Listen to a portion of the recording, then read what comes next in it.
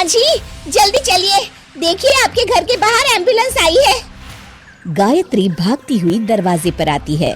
तभी उसकी बहू चांदनी को एम्बुलेंस से बाहर लाया जाता है। हे भगवान, ये मेरी बहू को क्या हो गया? एक्सीडेंट हो गया माँ जी। अरे लेकिन ये कैसा एक्सीडेंट है? चोट तो कहीं नजर नहीं आ रही। अरे माँ जी, दिमाग में अंदरूनी चोट लगी है और ये अपनी याददाश्त खो बैठी है। हैं? मेरी बहू याददाश्त खो बैठी है, अब क्या होगा? अब फिक्र मत करिए, बस इनका अच्छे तरीके से ख्याल रखिए। मैंने दवाइयाँ दे दी हैं, अब मैं चलता हूँ। अगले दिन अब तेरी तबीयत कैसी है बहू? बहू? किसकी बहू? हम भैरवगढ़ की ठाकुर विक्रम सिंह की बेटी रूपवती हैं। हम एक राजकुमारी हैं और तुम हमारी दासी हो बुढ़िया। अरे बेटा विशाल, बहू कैसी बहकी बातें कर रही है। अरे कुछ मत पूछो माँ, रात को मुझसे अपने पैर दबा रही थी। सर पर चोट लगने की वजह से इसका दिमाग पूरी तरह खराब हो गया है और ये अपने आप को राजकुमारी समझ रही है। तभी वहाँ चांदनी आ जाती है। तुम दोनों यहाँ क्या खुसुर फुसुर कर रहे हो? कहीं तुम दोनों मिलकर हमारे खिलाफ कोई षड्यंत्र तो नहीं रच रहे हो? हम तुम्हारा सर तलवार से उड़वा देंगे, समझे? अरे नहीं नहीं राजकुमारी जी, हम तो आपके सेवक हैं। भला हमारी इतनी हिम्मत? कहिए, आपने यहाँ हॉल में आने का कष्ट कैसे किया?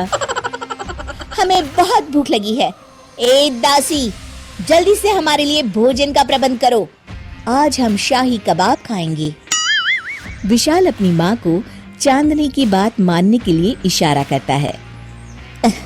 ठीक है राजकुमारी जी, मैं अभी आपके लिए भोजन लेकर आती हूँ। इस तरह विशाल और उसकी माँ ना चाहते हुए भी चांदनी की जी हजूरी में लगे रहते हैं। ला माँ, जल्दी से मेरा टिफिन दो, मुझे देर हो रही है। अरे ठहर जा, जरा दम तो लेने दे मुझे। सारे घर का काम मुझे अकेली को करना पड़ता है। तेरी बीवी तो राजकुमारी बनी बैठी है, सारा दिन हुक्म चलाती रहती है। अरे माँ, मेरा भी तो यही हाल है। फिलहाल तुम मेरा टिफिन दे दो, मैं चला। रुको, कहाँ जा रहे हो? अरे मर गया रे, ये कहाँ से आ धमकी? आज हमारा जुहू चौपाटी घूमने का मूड है और हमें अपने लिए नई साड़ियाँ भी खरीदनी है। चलो जल्दी से अपना वाहन निकालो और हमें ले चलो। अरे अब तो मैं गया काम से। अगर आज मैं वक्त पे ऑफिस नहीं पहुंचा तो मेरा बॉस मुझे नौकरी से निकाल देगा। मरता क्या न करता। आखिरकार विशाल चांदनी को घुमाने ले जाता है और चांदनी अपने लिए ढेर सारी शॉपिंग भी करती है। ए दासी, टीवी पर कपिल शर्मा के आने का समय हो गया है, जल्दी से टीवी शुरू करो।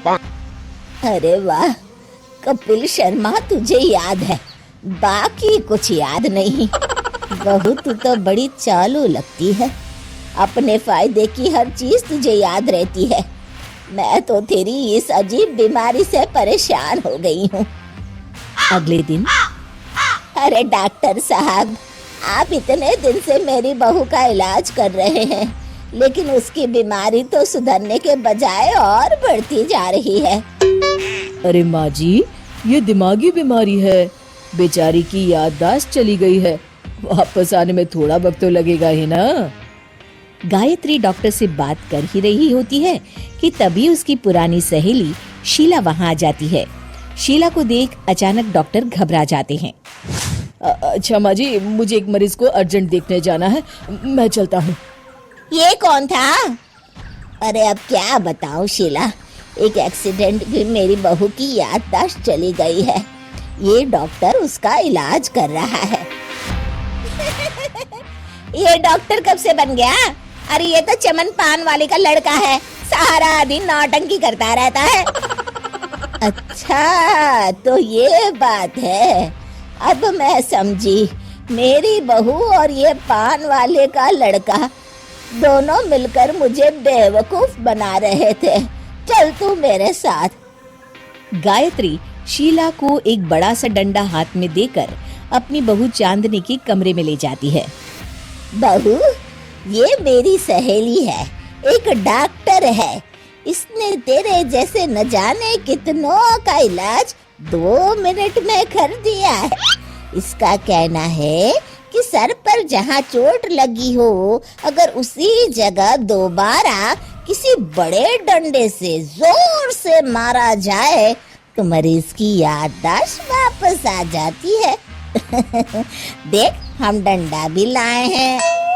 अपनी सास की बातें सुनकर और हाथ में बड़ा डंडा देख चांदनी घबरा जाती है। अरे बाप रे, मैं तो फंस गई।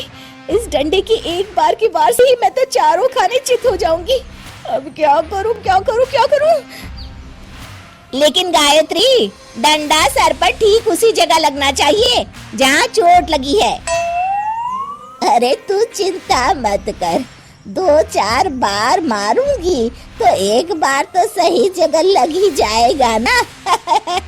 चल बहू, तैयार हो जा। अरे नहीं नहीं माँ जी, मुझे मत मारिए। दरअसल घर के काम करने से बचने के लिए मैंने ये सब नाटक किया था। मुझे माफ कर दीजिए, मैं कान पकड़ती हूँ। दोबारा ऐसी गलती कभी नहीं करूंगी।